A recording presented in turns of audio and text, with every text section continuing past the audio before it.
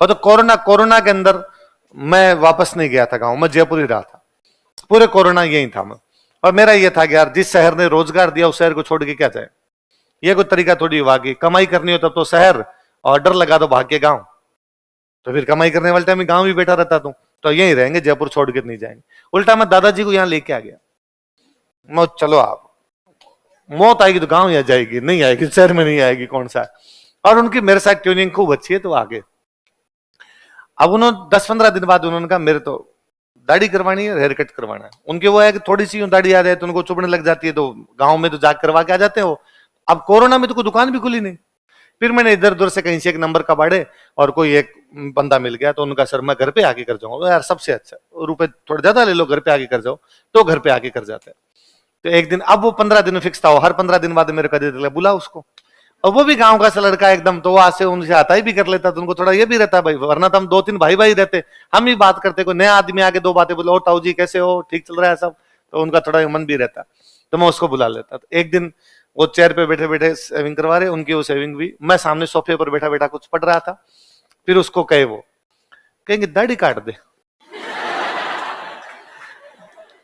तो उसने मेरी तरफ देखते, मैं भी अचानक क्यों चमका, इनके ऐसा क्या हुआ, तो क्या हुआ, तो क्या इसकी कर दे, दाढ़ी कर दे। तो यार नहीं नहीं भैया की खूब अच्छी लग रही है, मैंने तो पिछली बार खुद ही इनको कहा था कि बढ़ा लो थोड़ा, शेप में आ जाएगी सही एकदम। उसने अपने लॉजिक दिया, अरे कौन सी अच्छी लग रही है, ये सुबह सुबह जब छाछ पीता है, दही खाता है, पूरा हो जाता है। यार इनके लॉजिक अलग प्रकार के हैं। लिखो जनजाति, सकारात्मक लिख लो, मैं बता दूं। हाँ फिर ये उसको मैंने कहा थोड़ी थोड़ी कम कर दे, उसने थोड़ी थोड़ी कम, तो वो भी राजी हो जाए, वाह ठीक। फिर बीच में कोरोना में साफ भी करवा ली थी, तो उनको थोड़ा ठीक लगा कि हाँ ठीक करवा रहा, थोड़ी बहुत बात मान लेता है।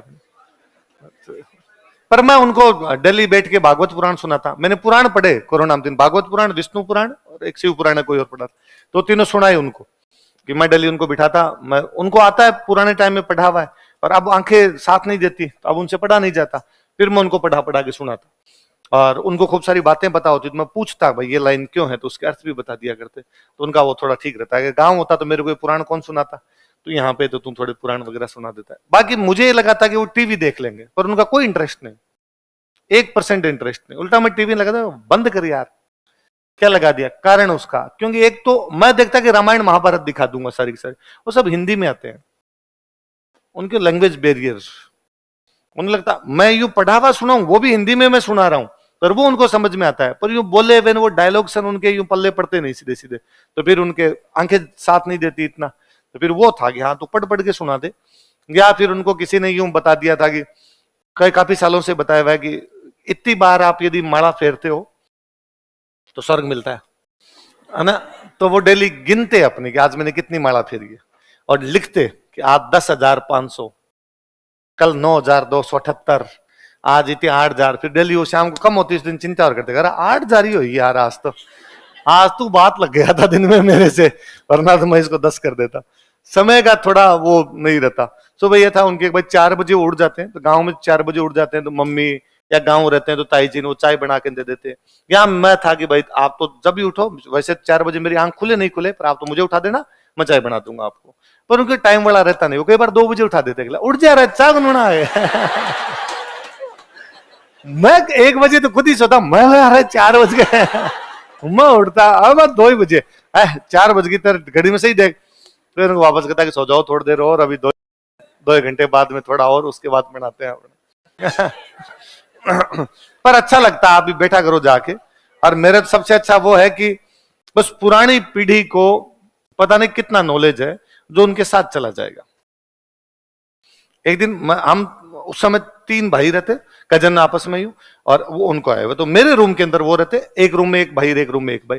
उनके एग्जाम वगैरह की तैयारी चल रही, तो वो पढ़ रहे थे। मैंने उनको भी गांव नहीं जान दिया, यार बैठे ना, क्या है अपने तीनों यहीं बैठे।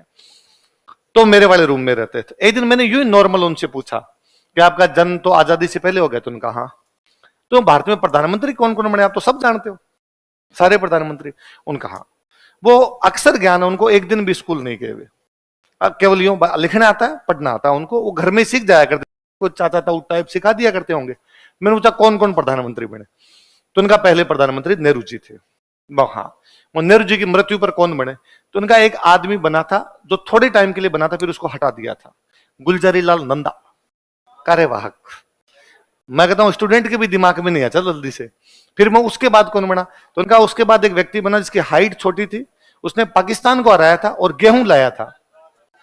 अब देखो शास्त्री नाम याद है, गेहूं लाया था, मतलब हरित क्रांति। ये अपना क्वेश्चन होता है, हरित क्रांति कौन से प्रधानमंत्री के काल में भी थी?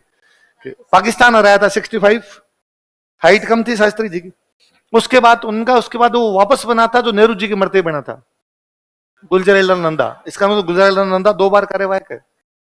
उसके बाद इंदिरा के बाद बॉम्बे का सेठ मोरारजी देसाई बॉम्बे का बिजनेसमैन था, बहुत बड़ा। पहले बॉम्बे के मुख्यमंत्री हुआ करते और वित्त मंत्री रहे हुए थे वो, तो खजानो संभालतो, उनकी भाषा में पहला खजानो संभालतो फिर भी प्रधानमंत्री बना दिया। मतलब पहले वो वित्त मंत्री था, बाद में वो प्रधानमंत्री। मैं उसके बाद चौधरी चरण सिंह, तो उनके वैसे कि चौधरी चरण सिंह सीधे आदमी थे और इंदिरा गांधी ने उनको कहा कि मैं आपको प्रधानमंत्री बना दूंगी और आप एक बार देश का दौरा करके आ जाओ। वो दौरा करके आए तो इंदिरा गांधी ने कहा मैं नहीं बनाऊंगी। अब उनके बात तो ऐसे आज, जबकि है ये कि चौधरी चरण सिंह को कांग्रेस ने बाहर से समर्थन दिया और फिर समर्थन वापस ले लिया, तो वो एकमात्र अपने प्रधानमंत्री जो कभी संसद नहीं जा पाए प्रधानमंत्री के रूप में। फिर इंदिरा, फिर राजीव के बाद तो क्या यूपी को राजा, वीपी सिंह राजा था, तो यूपी को राजा। फिर चंद्रशेखर। उसके बाद कौन, कि उसके बाद एक बना था जो बोलता नहीं था, नरसिम्हा राव को कहते हैं मोनी बाबा है, नरसिम्हा राव का नाम ही मोनी बाबा है। उसके बाद वाजपेयी। उसके बाद एक व्यक्ति बना, इसका नाम बहुत लंबा था, मुझे नाम नहीं आता, हरदन हली डोडेगोड़ा देवगोड़ा, एचडी देवगोड़ा, लंबा नाम, तो उनको किसी ने बताया होगा, उनको याद नहीं होगा। उसके बाद एक व्यक्ति बना था जिसकी दाढ़ी ऐसे थी, फ्रेंच कट, इंद्र कुमार गुजराल। मैं उसके बाद वाजपेयी बना था, 13 महीने में भाई हटा दिया था उसको। उसके बाद वापस वाजपेयी बना था। उसके बाद फिर तो ये सरदार जी मनमोहन सिंह जी बन गए थे। फिर अब तो मोदी है ही।